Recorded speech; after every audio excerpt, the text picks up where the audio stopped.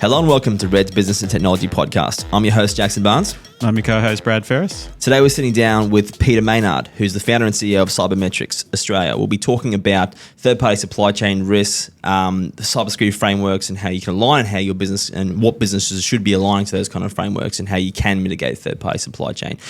Peter, thanks for coming in. Looking forward to this episode. Thank you for having me. It's great to be with you guys. No problems, mate. Do you want to start with your story and foundations, what you did before you started CyberMetrix and your journey to getting there? Yeah, sure. So I've been a tech entrepreneur for the better part of 25 years and have always been self-employed and ultimately found myself getting into technology around about the late 90s, the start of the big .com bubble, so to say.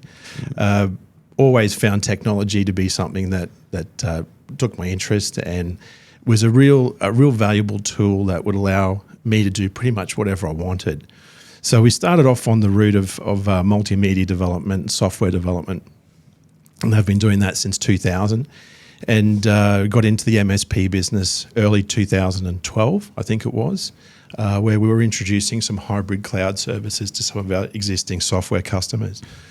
And it was from that experience there where we actually were starting to deliver some frontline technology services that we saw the need for some cybersecurity services in our own business.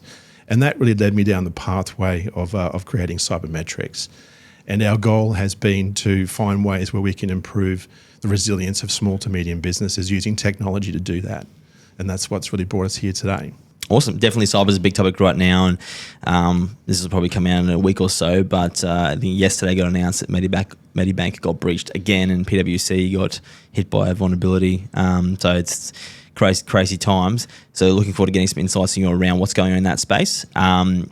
Let's start with examples of third-party supply chain attacks to businesses, just to set the scene. Yeah, absolutely.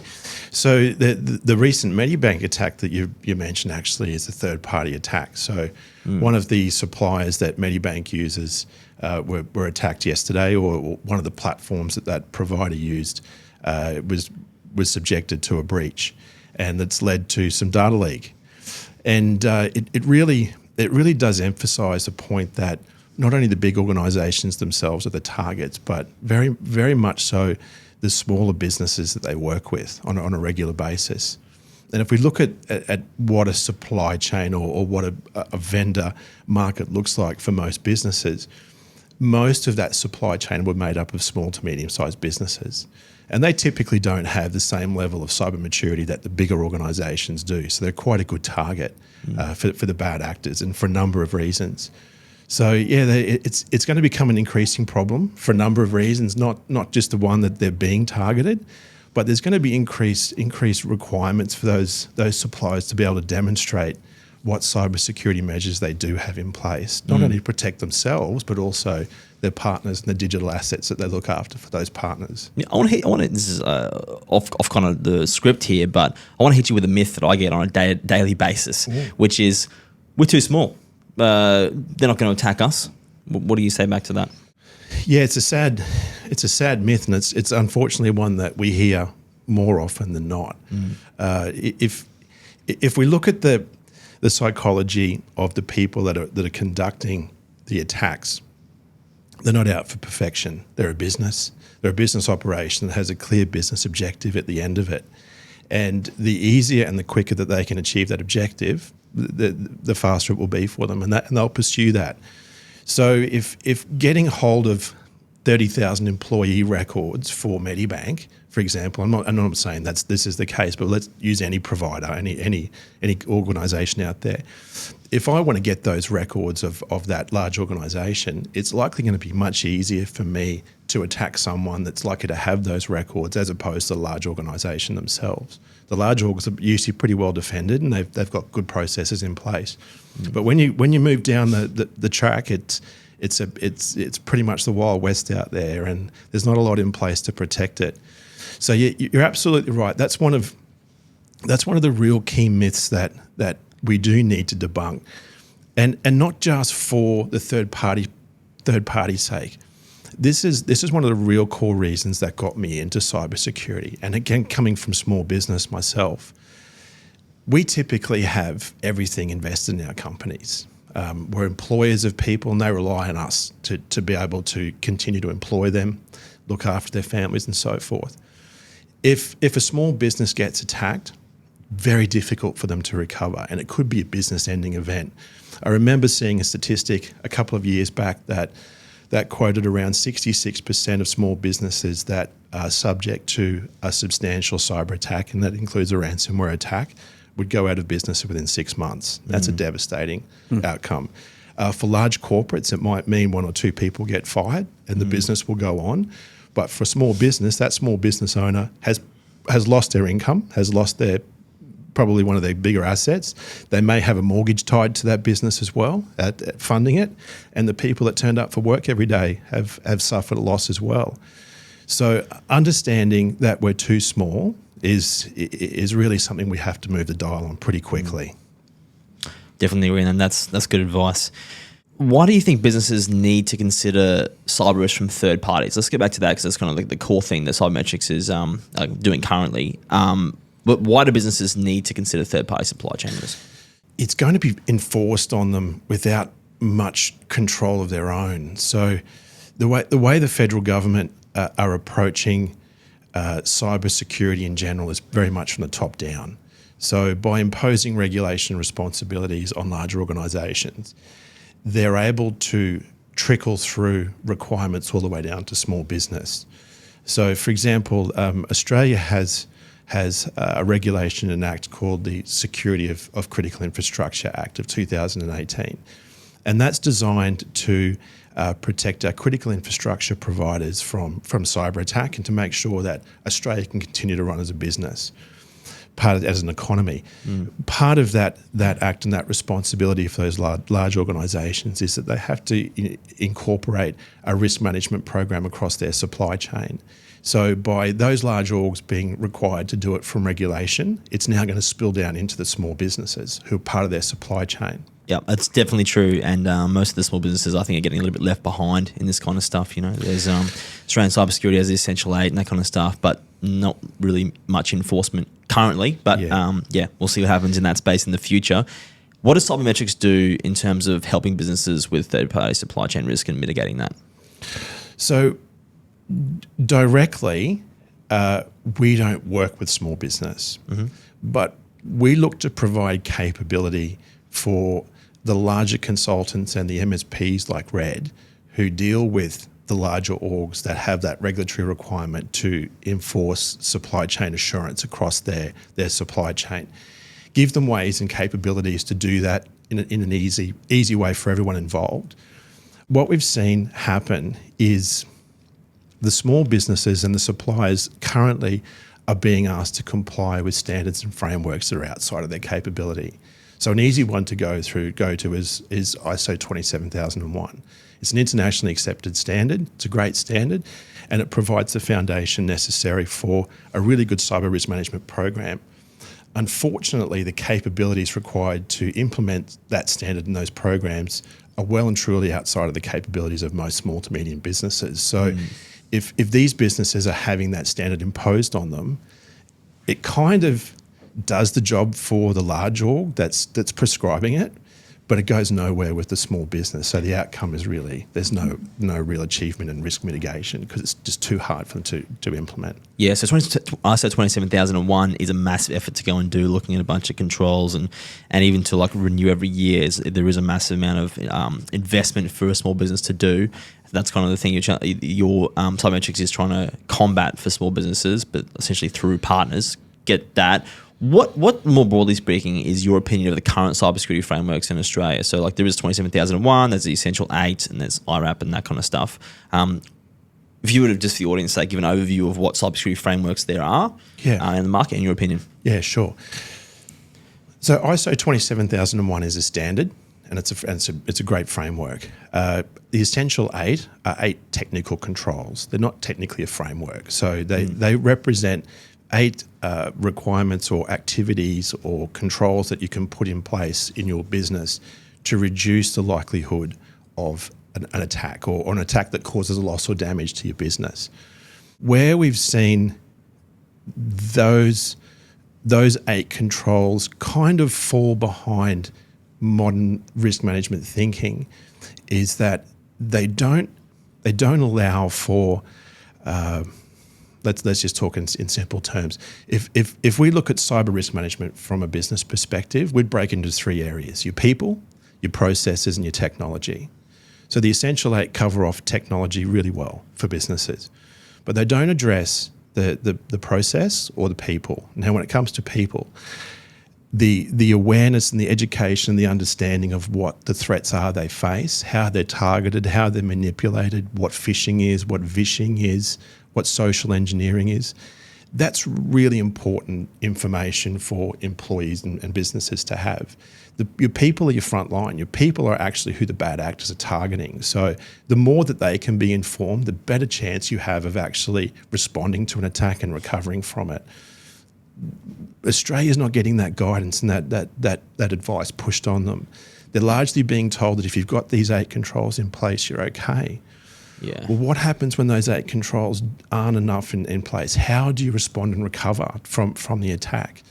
So our focus really, and my light bulb moment when I started that MSP, and I could see by providing hybrid cloud services, we could bundle a lot of tech security into the stack that our clients could just consume. And that's only gotten better and better and better over the last 10 years. But where the deficiency was around the people and the process. And that's the real maturity. That's what an ISO 27000 will give you. It'll give you a broader risk management approach to cyber. And if we look at really a cyber attack is becoming an if event, it's becoming a when event for a business, not an if event. Yep. My attempt to stop it has failed. What do I do to recover? And that's where the processes come in. Having an incident response plan, being able to know who to call on, what to do in the event that something does go wrong. Makes perfect sense, because so what you're saying basically, if I was to look at business continuity as an example, the Essential 8 looks at have an offsite backup with that, but more your frameworks and ISO 27001 is have a business continuity or disaster recovery plan in place, do disaster recovery testing and incident response plan, those kind of things in place. It looks more holistically to actually help you mitigate cyber risks. So. Exactly. So one of the things that we focused on, and one of the big gaps and the big problems that I'd identified was that there was nothing. It goes from, when it comes to certification and frameworks, standards, it goes from nothing all the way up to ISO 27001. And that ISO 27001 might be fit for purpose for 5% of our economy. So for 95%, there was nothing. And then the other reality is not everyone needs the same level of security. So it's not good or bad. So the approach that we took was to introduce a multi-tiered standard, multi-tiered certification. So there was a very easy starting point where a business could get on board and they could put some basic controls in place that may get them 50 or 60% of the way there. Very achievable, could be done in 2 or 3 months. And then they would have something to show for it. They could show a certification to a partner or to a client, we've taken these measures. But what we've also done is provided additional levels of maturity that they can move up all the way up to ISO 27001. So our intent was to find a certification and standard solution that was fit for purpose for a small business, was within their capabilities to deliver, and that they could execute the majority of it with their existing IT provider. They're the things that we have to work with. If there's inputs required outside of that, it empirically fails. Okay. I'll come more questions, but Brad, did you want to weigh in on anything? I think you're going to get to it, but I'm definitely very curious to hear the solutions that you have put in place, the certifications, and how you're feeling that gap between nothing to ISO 27001, because I think it is relevant for us and relevant for a lot of our customers and our audience. So yeah, absolutely. Look, we had to take a bold move and say that there's a deficiency here in the market. There's a new and emerging risk, which is cybersecurity. Do the way we manage standards and certifications in the past work for cyber? And our response was no. We can't wait 6 years for a standard to be updated or to be modified to address the current threats that businesses face. And that also doesn't take into consideration the advancements in technology that we see. So we saw a real opportunity in the market to create a certification authority that focused on dynamic standards, ones that could be reviewed and turned over on an annual or biannual basis. That keeps the standard fresh and keeps it current and keeps it relevant. By doing that, we can also keep it super lean, and that's the intention. We're not here to overburden businesses with more work. We're here to clearly identify what low-hanging fruit is and what good looks like and at achievable levels.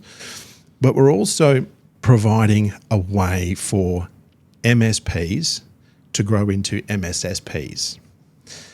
If we can demonstrate these are gaps in services that small businesses and medium-sized businesses need, and they're coming to you as their expert, this effectively is the roadmap. So we're trying to grow that ecosystem as well. If we can see every MSP in Australia become a really valid MSSP within the next 5 to 10 years, that's actually how you'll make Australia the most cybersecure nation by 2030. It's interesting because we see on a daily basis traditionally MSPs are giving, to be honest with you, sometimes bad cybersecurity advice and focus on keeping the lights on and making sure users can access PCs. And cybersecurity is the kind of thing on the side, not really focusing on it. So I'm interested. That's interesting that essentially that's the approach you're taking. So the question I've got following on from that is, how does a business assess an MSP or managed service provider or IT company to partner with on their maturity level, apart from going through your kind of compliance like maturity level? Is there another way of doing it? That's a really good question. I'm not sure there is. Okay.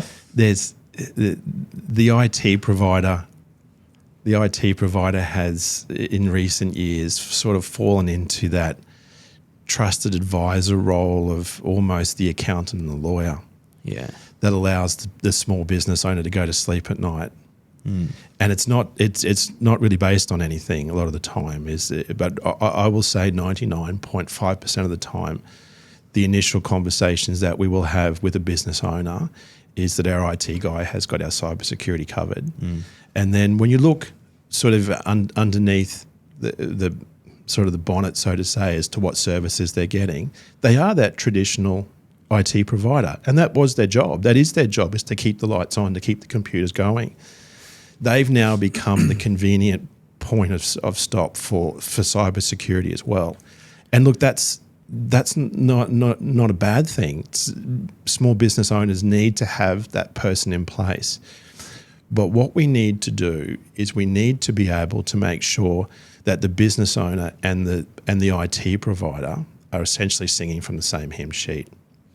And that really is around broadening the solution capabilities of that MSP to start to go into areas where they typically wouldn't have. I would have expected to see more accountants actually come to the table from a risk conversation and from an audit conversation. It is an accounting and a CFO kind of conversation, right? And this is what it comes down to, is that if an organisation gets breached, the person that's wearing that cost, especially if there's no cyber insurance in place, is the director of the business, not the MSP or the IT partner that's engaged, right? And I guess that is it is a bit of a gap in the market. So I'm fully on board with essentially what you're saying. I agree, and see it on a day-to-day basis that MSPs aren't focusing on cyber, and then give somewhat advice on general technology hygiene, but some of them aren't even doing patching MFA, for example. It is a two-way conversation, right? Like we're on the front line of this, obviously. Yeah. We have launched our security services, but in partnership, because as you'd be well aware, security is broad, it's deep, it requires expertise, it requires a lot of people looking at different things. So I don't know, I guess our experience if we put our MSP hat on is like, we know we couldn't do that all ourselves. We can't provide a SOC, we can't provide a lot. We need to rely on partners. So we've got a strong partner there. But one challenge, and we've talked about this on the show before, to your point, in that businesses think, oh, you're my IT guy, you do everything. we would like to try and do everything, but there's a cost involved, and that is probably the needle's moving for us now, definitely with our more mature, or I don't know how I'd put them in a subset, but with some of our customers, definitely they're getting it. They're seeing everything in the news. It's been front of mind. It used to be a bit of an not in my backyard kind of thing situation, but now it is, and we have been using that language. It's not a matter of if, it's a matter of when. So the needle is moving, but we still get lots of resistance on cost. We talked to one customer and around cybersecurity services, and what did they say? Oh, it's just a cash grab, and that's very common. That's Very some of the common. mindset that's out there. Yep. And we have had clients that have had incidents, some big, some small, who we have been having the conversation with, and unfortunately, once they've been through it, they're like, they get It's it. not a cash grab anymore. It's yeah. So it's an interesting time, if you like. It is, Brad, and the certification is just as much there to help the MSPs in that situation as well. All of a sudden, what looks good is neither the business owner's decision or the MSP's decision. It's a standard. It's something that industry has said at this level. This is what good would look like. We keep going up, and improvement keeps coming. So if a business wants that certification, it's now very clear. This is what you've been told to get, and your MSP will help you get there. That's the intention. Yep. But look, I had a very it was a very cold realization when I truly understood what cybersecurity was as a business. It's essentially insurance. So any measure that one takes to improve the cybersecurity of their business is self-insurance in this space. And we typically know what small and medium-sized businesses are like. When it comes to insurance, it's not really a super huge focus, especially if it's not one that they've encountered before. The flip side to that is very few events will finish your business as quickly as a cyber threat will. So you literally are going to the casino if you don't have anything in place. In fairness to my previous comments, it is hard to understand for people, I think. It can be. To really comprehend the risk. Yep. And to your point, a lot of people get told it is quite binary, and it can be. I mean, not every incident is going to be business ending. There's different attacks and different breaches, and some can be contained with standard tools, or just might have an impact, or a quick restore from a backup will fix it. But even that kind of thing, I think it's hard. It's hard for us to make the risk compelling and articulate the risk, and I think it is for the whole industry. To be honest, you're absolutely right. But I'd like to say, I don't know, you can comment on this. I mean, I do believe it's getting better. I think it's definitely people getting more cyber aware with in Australia anyway, with the events that happened late last year, and it continued to go pretty rampant the first 6 months of this year. But it's still a long way to go. It's only the big ones you hear about in the news. For every big one, absolutely. there's probably 100 little ones. Absolutely, At least, yeah. And to the point of what people spend, this was really telling. So Cyber funded a program early 2021, I think it was, which assessed around about 200 or 300 small businesses in association with some universities. And the outcome from that was around 56% of SMBs would spend less than $500 per year on cybersecurity. And that's telling. Wow. And I mean, we peaked out at 1,000 and at 10,000. And I think that was less than probably 5%. Would that include insurance? I don't know. Yeah. I don't. Back then, insurance was a little bit more affordable. Yep. So it could have. Well, it's a hard challenge, right? Because it was definitely 10 years ago, here's my technology budget. But almost now you need like a digital and an innovation kind of part of that budget. You need like an IT operations part of that budget. Yep. And then the cybersecurity is another kind of budget you need. And I don't think a lot of businesses are at that maturity level yet. No. But it does need to get a bit more broken down like that in the future. We're still seeing largely security budget being pulled from IT budget, and cybersecurity sitting underneath IT, and it's just not. It's not what it is. It's a business risk. Yep. So it's a business risk that you're putting on, your IT people to manage and to effectively govern themselves, and that doesn't work. So there needs to be a separation of who's responsible for cyber risk in the organisation and make sure they can work well with either the internal IT team or the external IT provider. Because this is something we battle with all the time, and I'd like to get your insights in this, because typically internal IT managers, internal IT teams, they're dealing on a day-to-day basis with the employees coming back to them saying, hey, this won't work. I don't have access to this. I need this, my laptop fixed. My monitor won't work. They're focused on keeping IT operational. Correct. 99% of the time. So if they can invest in tools to save them time and keep the lights on more, they will do that usually over proper kind of cybersecurity. But if there is a breach, the IT manager, okay, got to work some overtime to get back online here. All the financial risk is hitting the bottom line and usually the directors of the business. But the risk is, and the decisions with technology and cyber is with the IT team. So it's a consistent battle. It's probably getting worse and worse. That's probably going the other way in terms of the general kind of cyber awareness from what I'm seeing. Are you noticing that as well? And what are your thoughts? Yeah, look, the one thing that I've really pushed for the last few years, and even in the recent roundtables back to federal government around the 2330 strategy, is can we please move the conversation away from 8 technical controls to managing risk? Fundamental.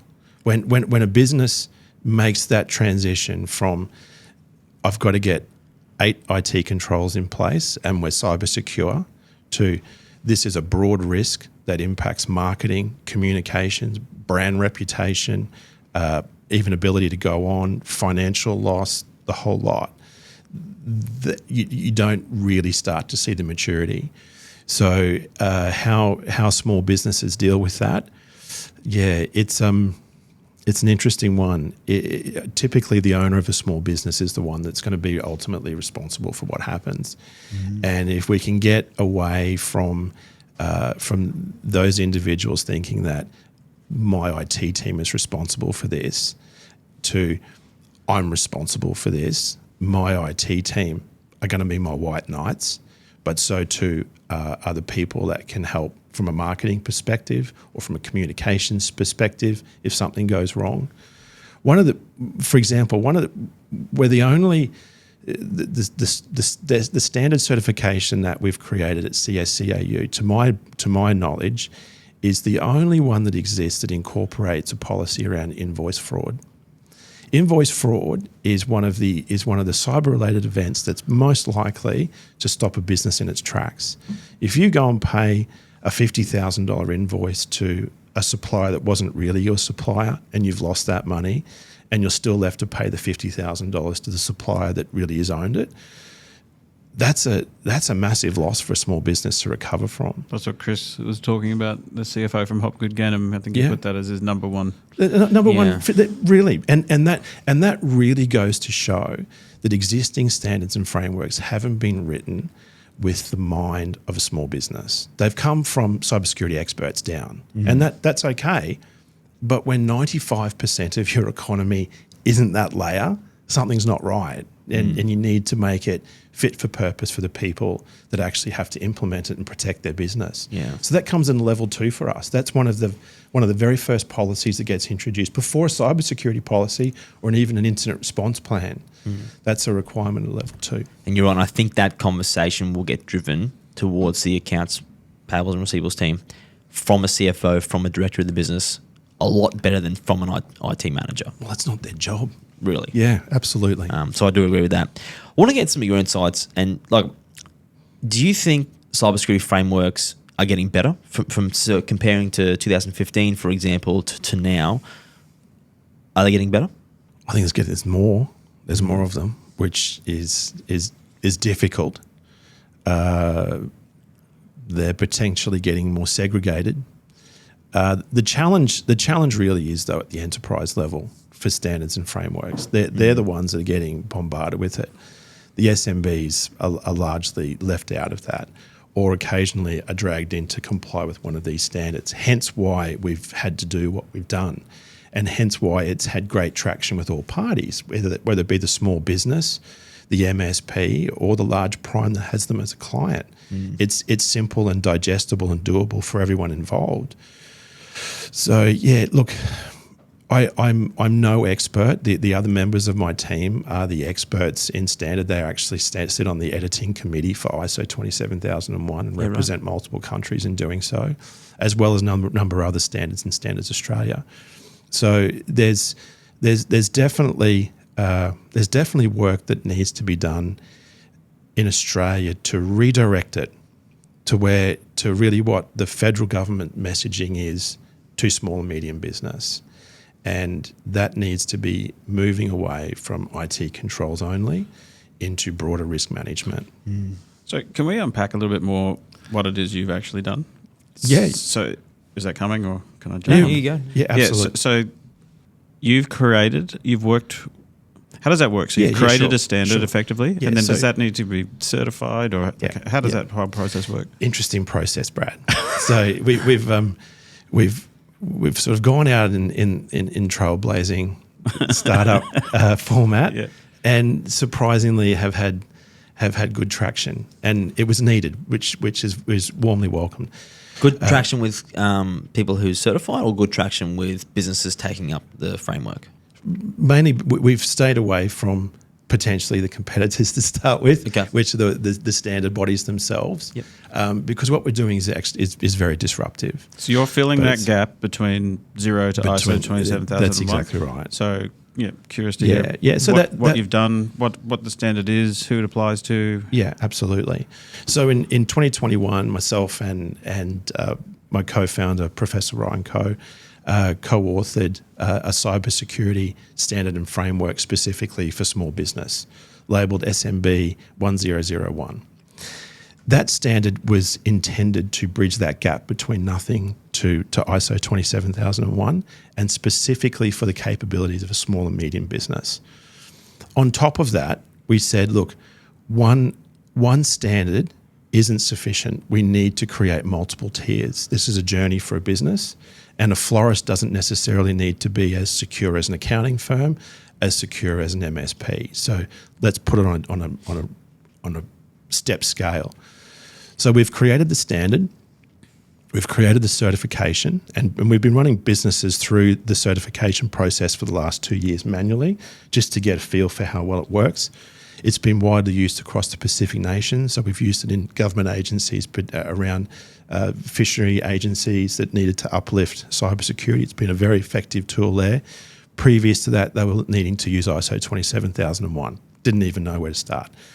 The analogy that I would compare it to, and it was similar to one I heard outside before, we're basically expecting grade 1 students who are learning to add up and to subtract, subjecting them to geometry and calculus when we drop ISO on them. They're learning how to read Cat in the Hat, but we're giving them War and Peace. So you go nowhere.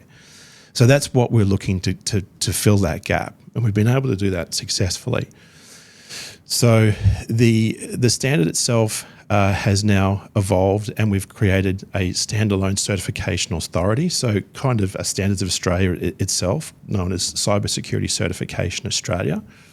And that certification body, that authority, will take ownership of that standard, and it will look after that standard moving forward. We've established an industry steering committee that's made up of key bodies around Australia that participate annually in making sure that standard is up to date and representative.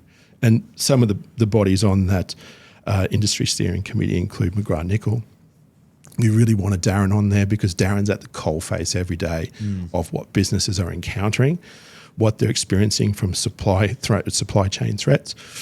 Cyber are on there as a great conduit between commerce and the federal government. And COSBOA, the Council of Small Businesses Association of Australia, they're the real voice of Australian small businesses and understand what their capabilities are. And then a number of other organisations. And that industry steering committee will continue to look after that standard. So we basically gave birth to it, created the organisation to manage it, and then put the things in place for it to continue to live on. The next part is, okay, well, how do we implement that certification, that standard, so that businesses can actually access it? This is another area that we've been disruptive out of need to get scale. The standard is then passed across to a certification issuer, and that certification issuer in this case is called Cybercert. And what Cybercert is, it's an online platform that the small business can go to where they can certify their business. Now, levels 1, 2, and 3 of the certification are based off a director's attestation. So we basically, Cybercert provides a workbook and the requirements that the business needs to implement with their IT provider. So the first requirement of the standard and the certification is that you either have an internal IT department or you have an external MSP or IT provider. If you don't have that number one requirement, you can't proceed to certification. So the intention is that the small business will go to Cybercert, they will nominate which certification level they want to certify their business to. They will get the workbook and the spreadsheet and the instructions that they need to work with their IT provider to implement those requirements in their business. We find most businesses have most of either level 1 or level 2 already in place. So they're able to pretty much certify their business and be able to demonstrate immediately, this is our level of cybersecurity. But this is where we really wanted to grow the MSP market, is that by providing that workbook, MSPs will start to see as their clients say, look, we either need to get this certification, it's a requirement of one of our partners, or they're wanting to do it just to be better. They're giving clear guidance to their IT providers, their MSPs, what they need to have done, have put in place. And we think that will happen pretty quickly. I think Red's a perfect example of that MSP transitioning into the MSSP in a very short period of time and understanding what the landscape's like. So congratulations to you guys for being trailblazers in that area. There's a lot more of that needed. And need strong partnerships. Absolutely. All across the board. This whole thing's about partnerships.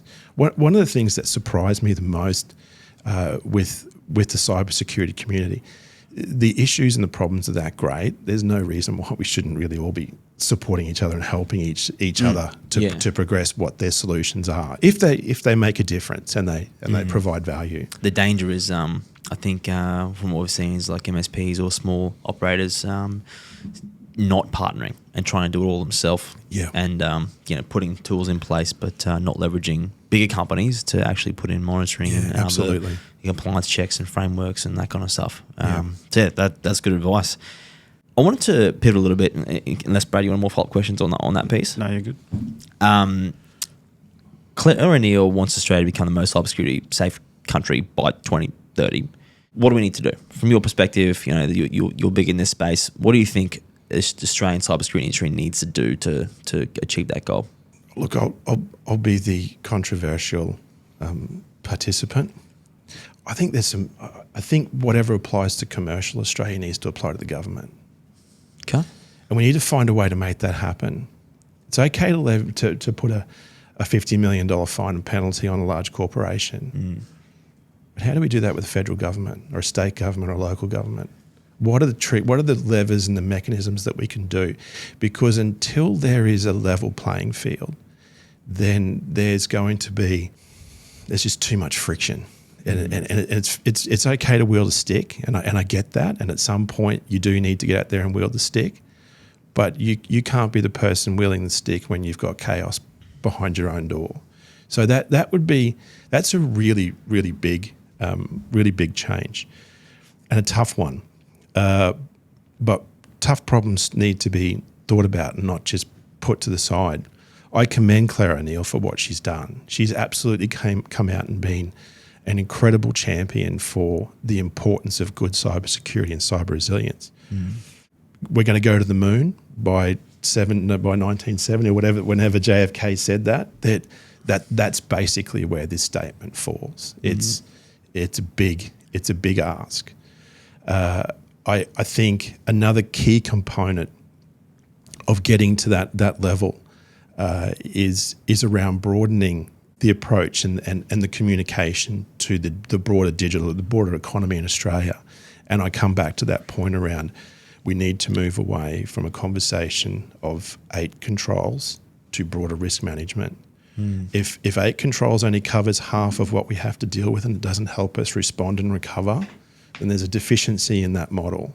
And what it does when the federal government amplifies that is that it tells every small business, if my IT provider says I've got the essential 8 of the top 4 in place, I'm safe, well, then they go to bed thinking that at night. But the next day when they get hit, how do they know how to recover? And they go to the IT provider, well, we're not actually your incident response provider, I'm sorry. We just provide you technology. So we'll do what we can to help you, but we don't know how to communicate to your 2,000 customers that you've just lost their data or whatever that may be. That's really where I think there's some big change could occur. And we're one of the, as far as I know, we're the only country in the world that does this, that relies on 8 IT controls as opposed to a risk management approach to a risk. Yep.